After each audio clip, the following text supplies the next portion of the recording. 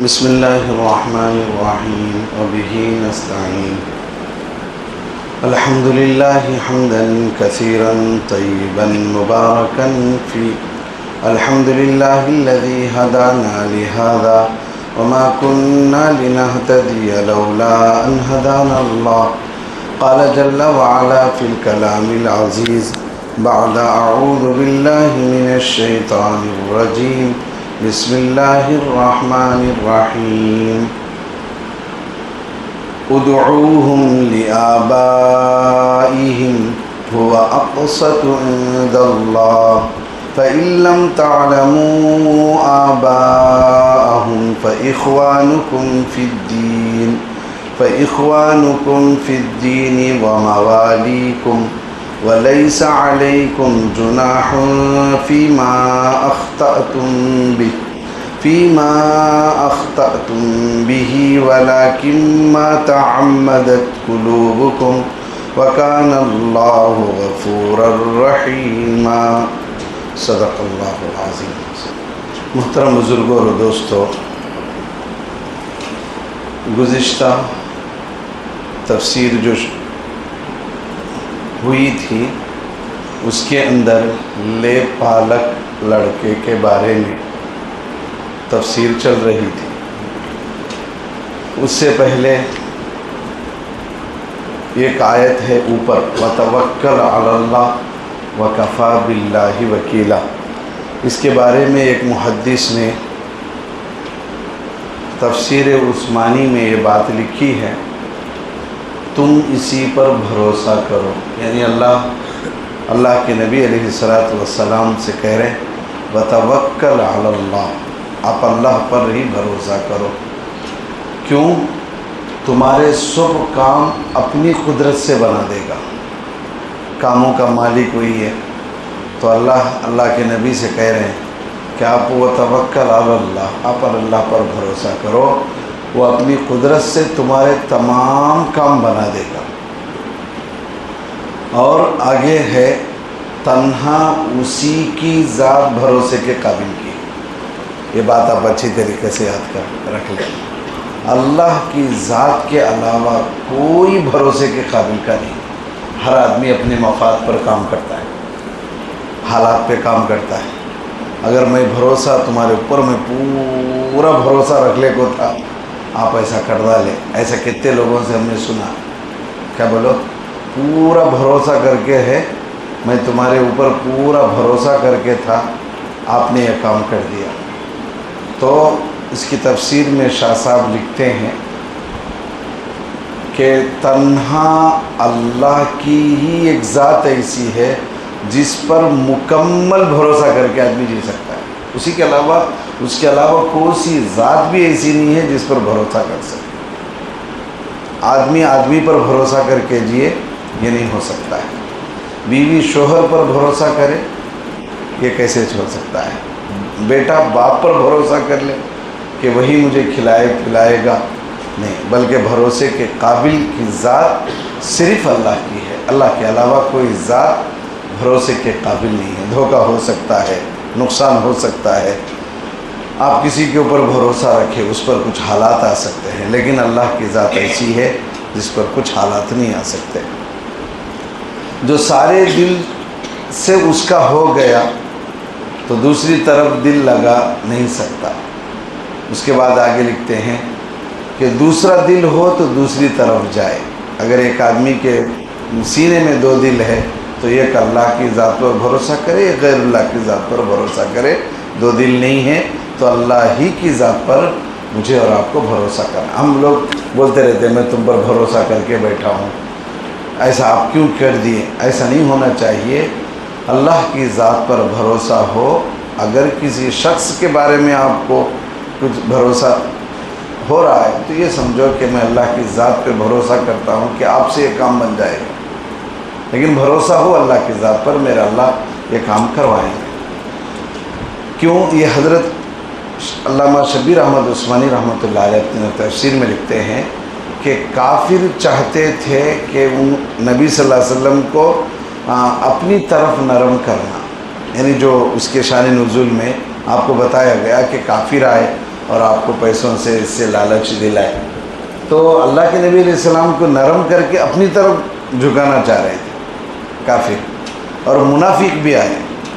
وَلَا تُطِعِ الْكَافِرِينَ وَالْمُنَافِقِينَ, منافقین بھی آئے. اور منافقین اللہ کے نبی علیہ السلام کو اپنی چال سکھانا چاہ رہے تھے کہ ہم لوگ جیسی چال چل رہے کہ سامنے ایک اور اندر ایک. تو اللہ کے نبی علیہ السلام صرف اللہ پر بھروسہ رکھتے تھے. اور اس سے زیادہ دانا کون ہے, عقل مند؟ اللہ سے زیادہ عقل مند کون ہے؟ اللہ نے کہا کہ آپ ان کے باتوں میں نہ آئیں, آپ اللہ پر بھروسہ کریں. تو دوستو اس سے ایک سبق ہمیں یہ بھی ملتا ہے کہ ہمارے ہر کام کا بھروسہ اللہ پر ہونا چاہیے. اللہ ہی میرا کارساز ہے, اللہ ہی میرے کام بنانے والا ہے. یہ تو رہ گئی بات.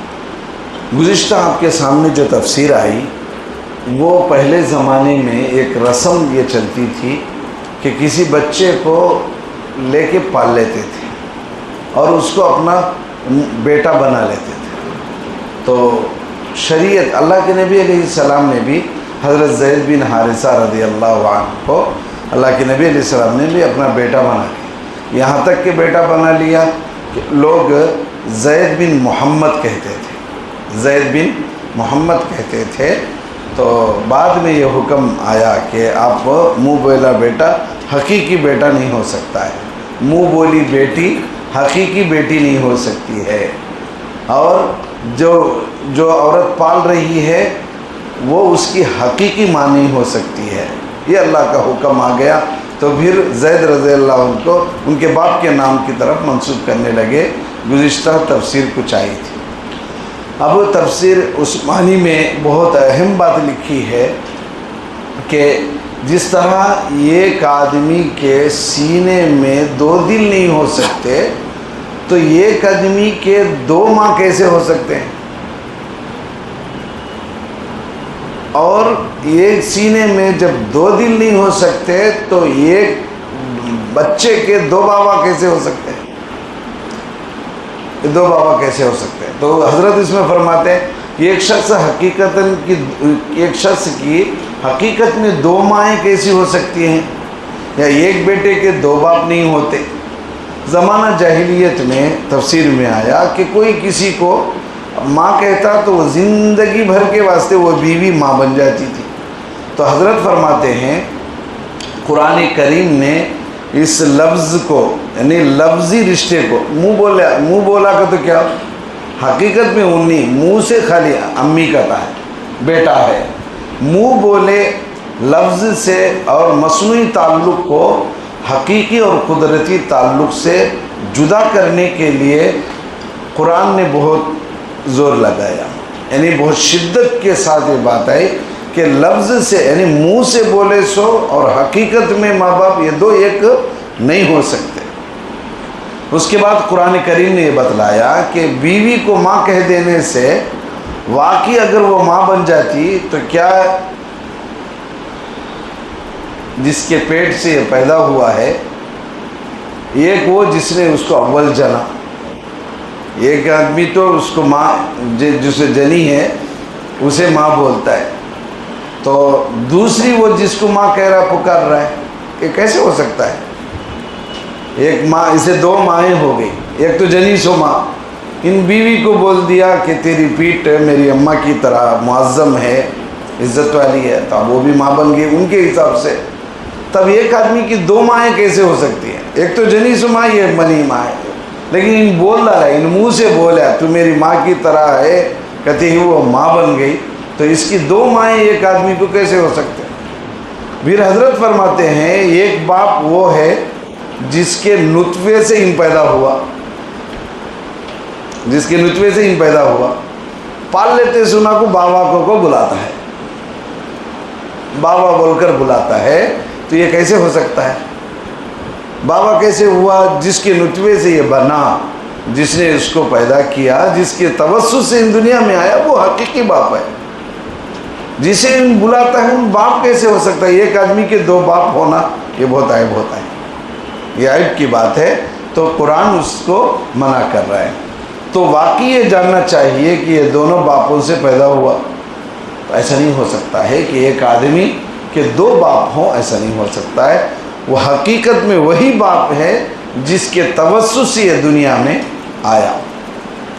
گزشتہ تفسیر میں آپ کو ایک حدیث سنا کر ہے، من ادعا الی غیر ابیہ، اللہ کے نبی علیہ الصلاۃ والسلام نے فرمایا اگر کوئی آدمی کسی بچے کو دکھا کر دے تیرے باپ بلاتے ہیں، دیکھ کیا پال لیتے ہیں، انہوں بچے لے کو پال لیتے ہیں، حقیقت میں اسے معلوم انہیں کا بچہ نہیں، ان کی بچی نہیں بولو، لیکن ایک آدمی بولا دے تیرے باپ بلاتے ہیں، دیکھو کیا اسے معلوم حقیقت میں کہ یہ اس کا باپ نہیں ہے، لیکن یہ بول رہا ہے تیرے بابا بلاتے ہیں بولو۔ اللہ کے نبی علیہ الصلاۃ والسلام نے فرمایا حالانکہ معلوم ہے کہ وہ اس کے والد نہیں ہے تو اس پر جنت حرام ہو جاتی ہے،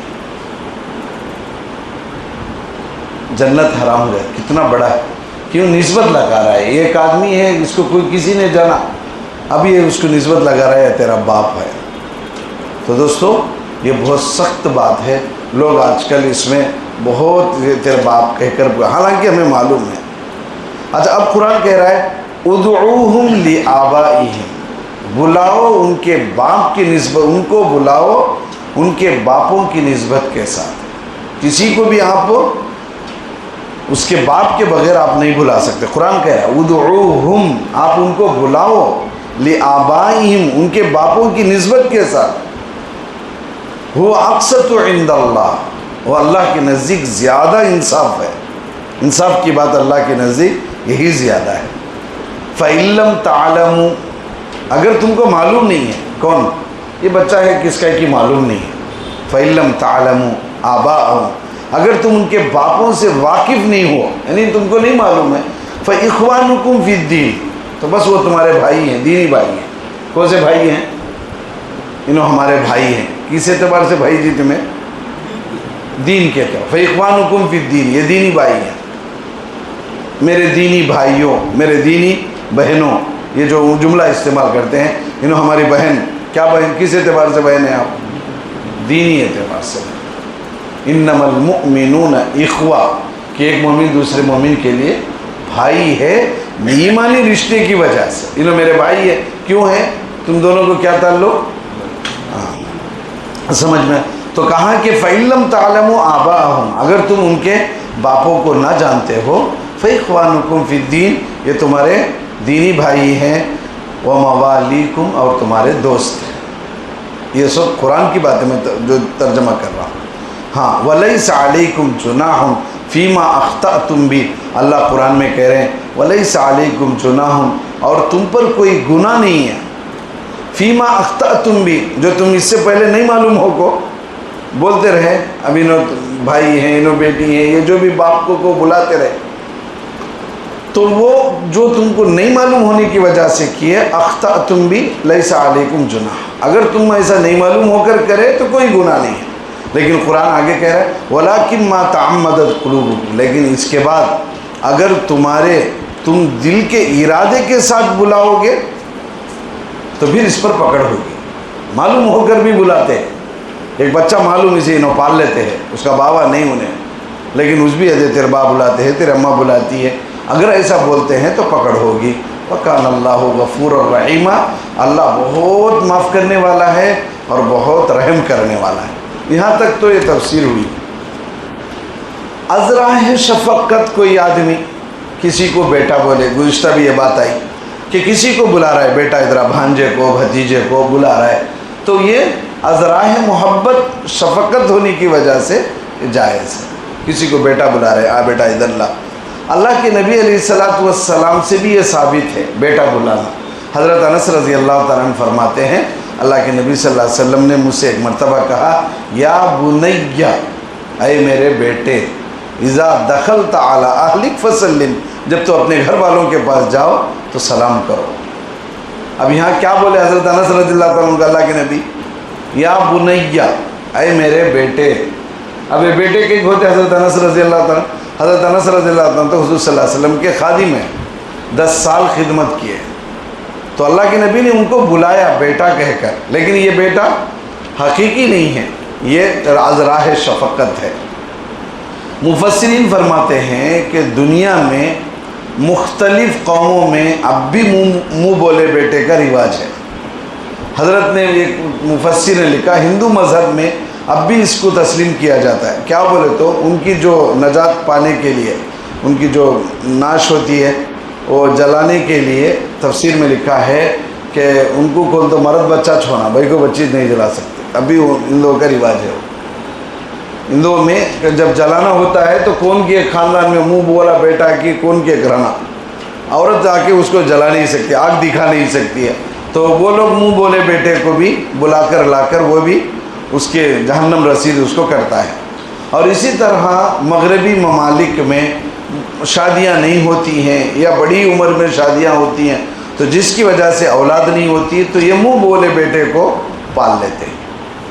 تو وہ منہ بولا بیٹا ان کے لیے کام ہوتا ہے. وہ بولتے ہیں کہ یہ بیٹا میرا ہے، یہ بیٹی ہے. یہ عرب کے یہ اس میں مغربی ممالک میں ایسا ہے. تو قرآن کہتا ہے کہ حقیقی والدین اور اولاد کی سی محبت باتوں کے رشتوں سے، منہ بولے رشتوں سے کیسے آ سکتی ہے؟ آپ تمہیں کتنا بھی پال لو، کتنا بھی کسی بچے کو پال لو، کسی بچی کو پالو، حقیقی بیٹے کی محبت آپ دے نہیں سکتے.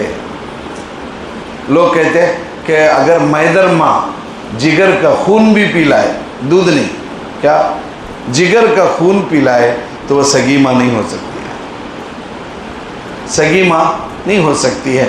تو قرآن کہتا ہے حقیقی والدین اور حقیقی اولاد کی سی محبت مصنوعی والدین اور اولاد کی درمیان میں برابری کیوں کر ہو سکتی ہے. اس کے بعد اب ذرا مسائل ہم سمجھیں. آج کل جو چل رہا ہے کہ ہم بچوں کو پال لینے کا بہت رواج ہے، یہ مسائل اور فتوے کچھ ہیں، آپ سن لیں. اب سوال یہ کہ کسی کی اولاد کو گود لینا یعنی پال لینا جائز ہے یا ناجائز؟ سنو بھائی غور سے، کیا بولو؟